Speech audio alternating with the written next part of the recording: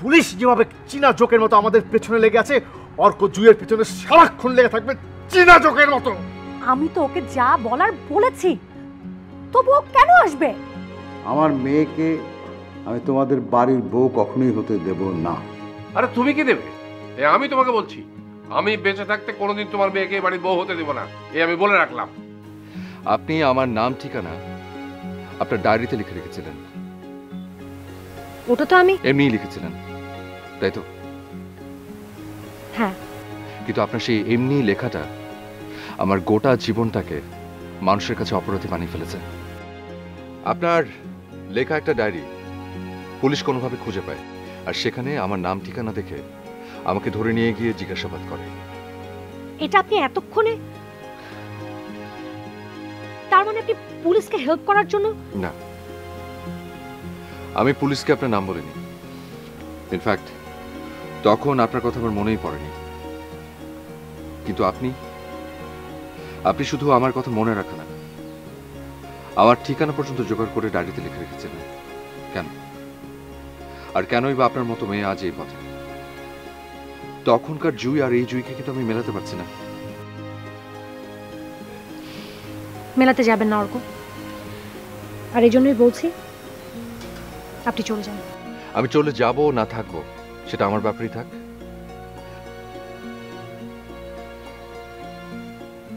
আপনি আপনার কথা বলবেন বলছিলেন।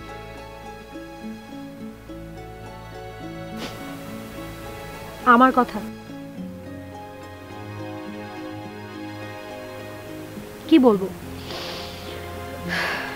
কোথা থেকে এবার শুরু করব? যেখান থেকে আমি আপনাকে আপনার বাড়ি নামিয়ে দিয়েছিলাম তারপর থেকে।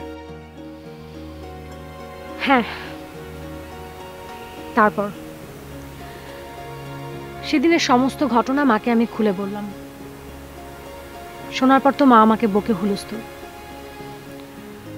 বলল আমার ইউনিভার্সিটি যাওয়া বন্ধ। আপনার মনে আছে তখন কিন্তু আমাদের দেশের পলিটিক্যাল অবস্থা খুব খারাপ ছিল, প্রায়ই ক্যাম্পাসে মারামারি হতো। একদিন এরকমই মারামারির মাঝখানে পড়ে গেল।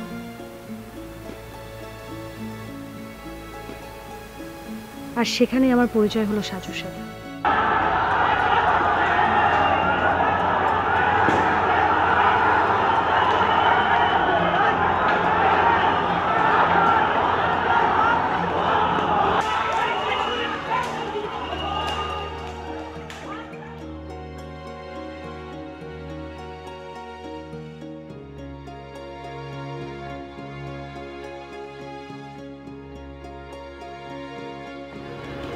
Sorry sorry sorry sorry sorry.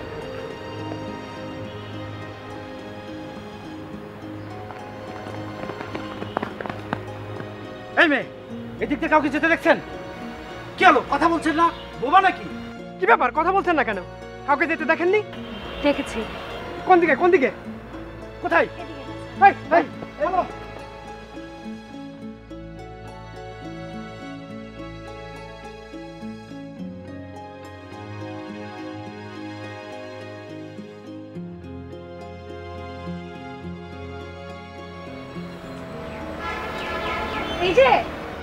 এই যে শুনছেন, এই যে ভাই, ওরা চলে গেছে।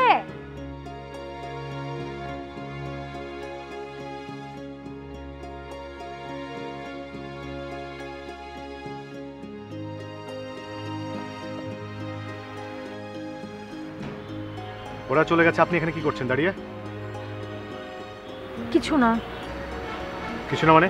যান, দেখছেন না ক্যাম্পাসে একটা ঝামেলা হয়েছে? হ্যাঁ, কিন্তু আপনি। আমি যাচ্ছি, আপনি চলে যান, এখানে দাঁড়িয়ে থাকবেন না। যান যান। যাচ্ছি।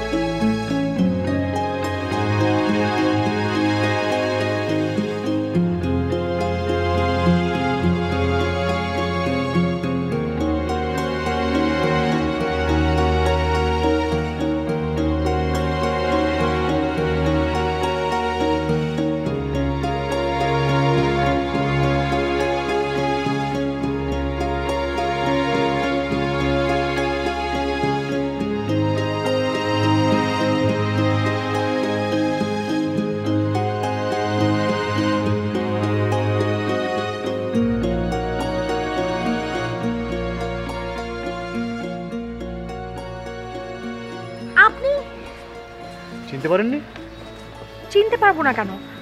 কিন্তু কিন্তু না না না, আজকে কিন্তু ধাওয়া খেয়ে আসেনি। দেখলাম আপনি আসছেন, ভাবলাম একটু কথা বলি। এইভাবে আমি চাইনি আপনার সময় নষ্ট হোক, এই জন্য রিক্সাকে থামালাম না। রিক্সা চলতে থাকবে, কথা হতে থাকবে। কি বলবেন বলেন। প্রথমত, সেদিন আপনাকে ধন্যবাদ দেওয়া হয়নি। তো আপনি কি আজকে আমাকে ধন্যবাদ দিতে এসেছেন? হ্যাঁ। আমাকে ধন্যবাদ না দিয়ে আপনি বরং ভালো হয়ে যান। আপনি কি করে বুঝলেন যে আমি খারাপ? কোনো ভালো মানুষকে তো নিশ্চয়ই কেউ তাড়া করে না। করে করে, অনেক সময় ভালো মানুষই তাড়া খায়। আপনি এরকম একটা উদাহরণ দেখাতে পারবেন? সামনেই তো উদাহরণ বসে আছে। এই যে রিক্সাওয়ালা, একজন ভালো মানুষ, কোনো দুর্নীতি করে না, সারাটা দিন সে তাড়া খেয়ে যাচ্ছে। কিসের তাড়া? অভাবে। কিন্তু দিন শেষে তার একটা শান্তি আছে। এই শান্তির 2 পয়সা দাম নেই। আপনি কি আরো কিছু বলবেন? বলবো। বলে ফেলেন। আমি আপনার বন্ধু হতে চাই, বানাবেন?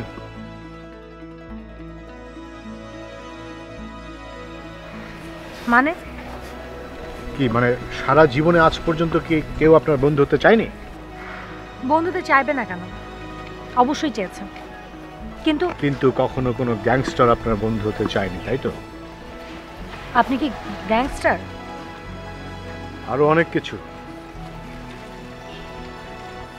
আমার বন্ধু হলে ধীরে ধীরে সবই টের পাবেন।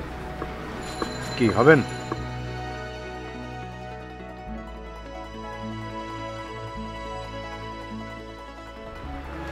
ভেবে দেখি। আমার হাতের সময় খুব কম, 2 দিন পর উত্তর চাই। Tata, bye bye. আরে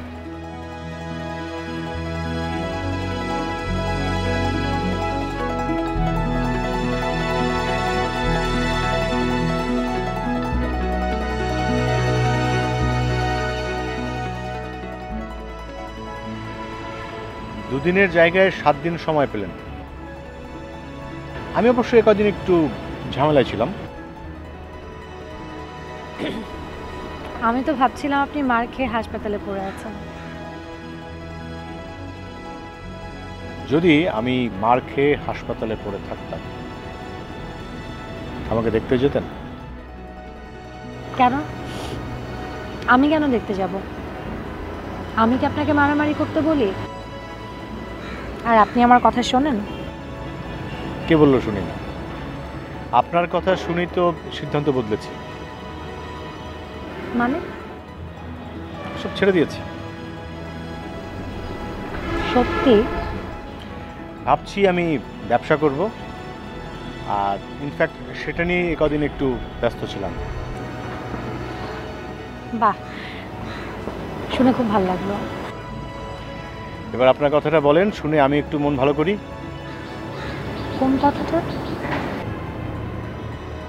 ভুলে গেলেন? ও আচ্ছা, ওই বন্ধু হওয়ার কথাটা তো। হ্যাঁ, বন্ধু তো হওয়াই যায়। আমার কাছে বন্ধু হওয়ার ব্যাপারটা কিন্তু একটু ভিন্ন। কিরকম?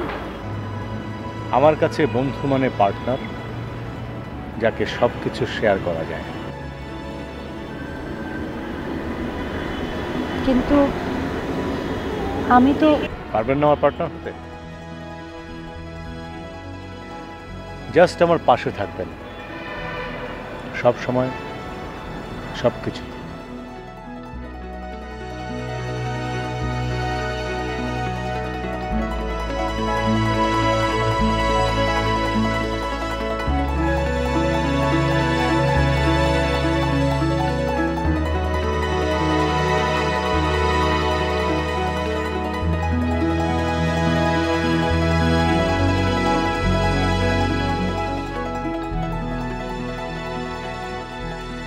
আপনি জানতেন না সাজু কি ব্যবসার সাথে জড়িত?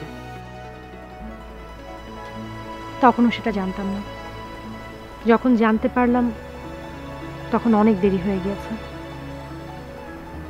এর ভেতরে কি কিভাবে জানি ওর জীবনের সাথে আমি নিজেকে জড়িয়ে ফেলেছিলাম। একেই বোধহয় বলে নিয়তি।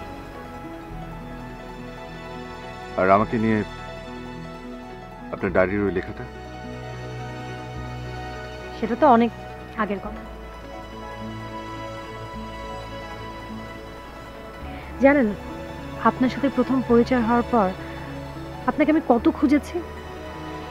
আপনার সাথে দেখা হওয়ার পরদিন আমার ভীষণ জ্বর হয়েছিল। তারপর সেই জ্বর থেকে জন্ডিস, ভয়াবহ অবস্থা। আমিও বুঝতে পেরেছিলাম আপনার কিছু একটা হয়েছে। আমি আমাদের ইউনিভার্সিটির রেজিস্ট্রি অফিস থেকে আপনার অ্যাড্রেসটা জোগাড় করেছিলাম, কিন্তু কি একটা সংকোচ থেকে আমি আর দেখা করতে পারিনি। সেদিন যদি দেখাটা করতে পারতাম তাহলে তোমার জীবনটা অন্যরকম হতে পারত। কিসের সংকোচ?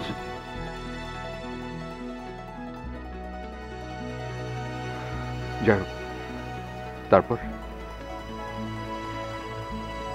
এর ভেতরে বাসায় সবাই সাজুর বিষয়টা জেনে ফেলল। তারা আমার অন্য জায়গায় বিয়ে ঠিক করল। আমি বিয়েতে রাজি হলাম না। বাবার রিটায়ারমেন্টের টাইম হয়ে গেল। বাসা থেকে সিদ্ধান্ত নিল শহর ছেড়ে গ্রামে চলে যাবে। বাস, সেখানেই আমার ইউনিভার্সিটি জীবনের শেষ। মাস্টার্স আর করা হলো না। আর সাজু? ভেবেছিলাম সাজুর সঙ্গেও হয়তো আর দেখা হবে না। ওকে বলেও যেতে পারিনি। কিন্তু জানেন, সাজু ঠিকই আমাকে খুঁজে বের করেছিল।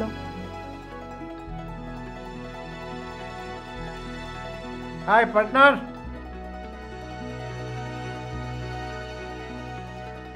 পার্টনার,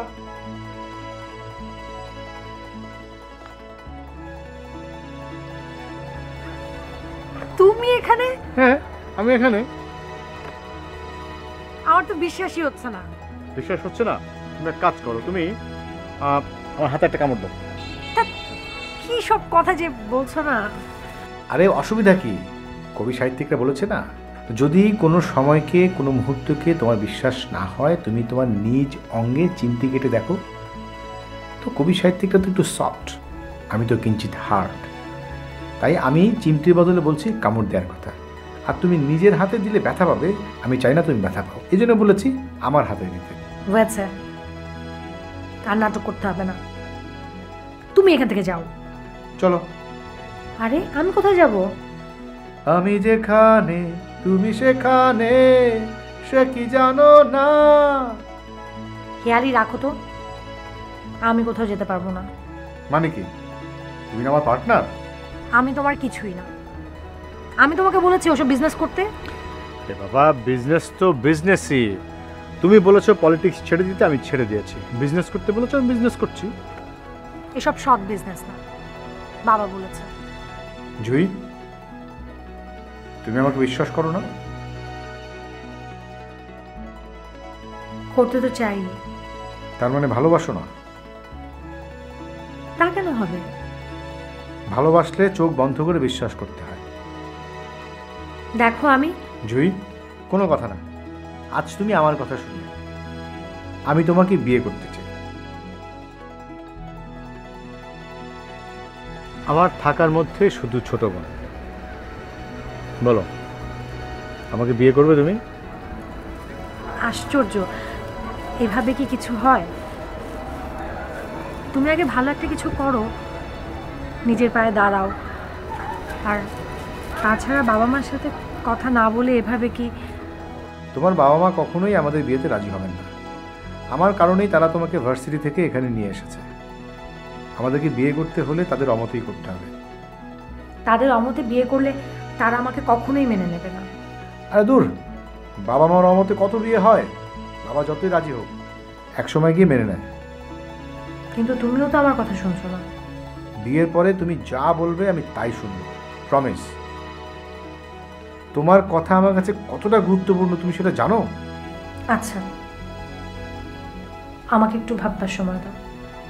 হাতে খুব বেশি সময় নেই, আমাকে আজ রাতেই চলে যেতে হবে। তুমি যদি আমার সঙ্গে যেতে চাও আজ রাতে চলে আসো। তুমি যদি কখনো এক মুহূর্তের জন্য আমাকে ভালোবেসে থাকো তুমি আসবেই, আমি জানি।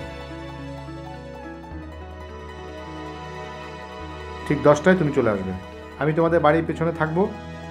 আশ্চর্য, এটা কেমন কথা? এটাই ফাইনাল কথা, এখন ডিসিশন তোমার।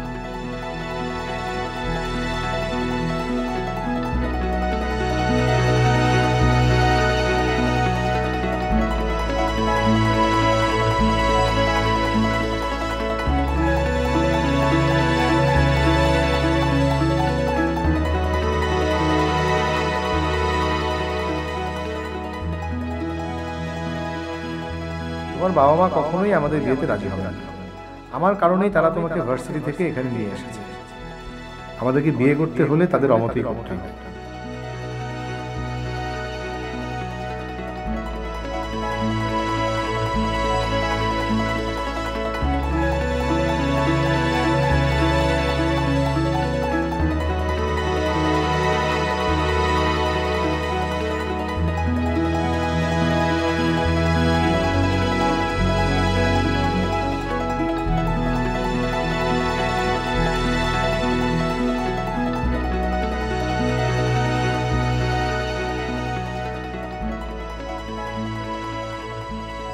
তুমি যদি কখনো এক মুহূর্তের জন্য আমাকে ভালোবেসে থাকো তুমি আসবেই, আমি জানি।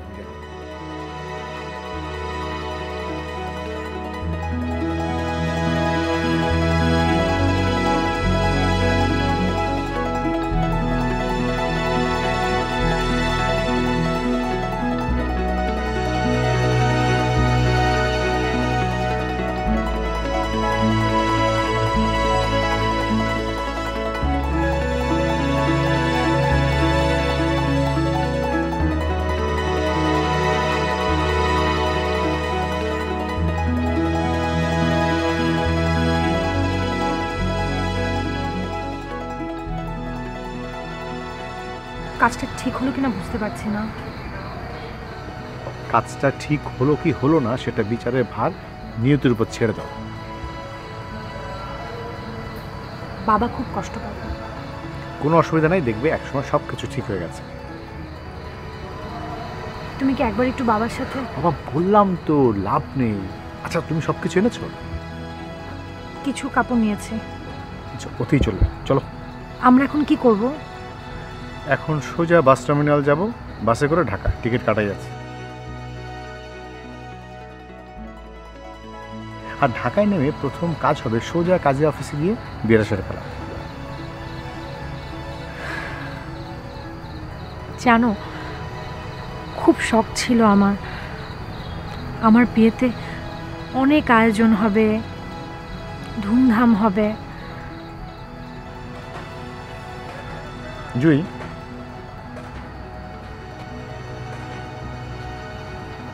তুমি যদি মনে করে থাকো আমাকে বিয়ে করে তুমি ভুল করবে, তাহলে এখনো সময় আছে, তুমি ফিরে যেতে পারো।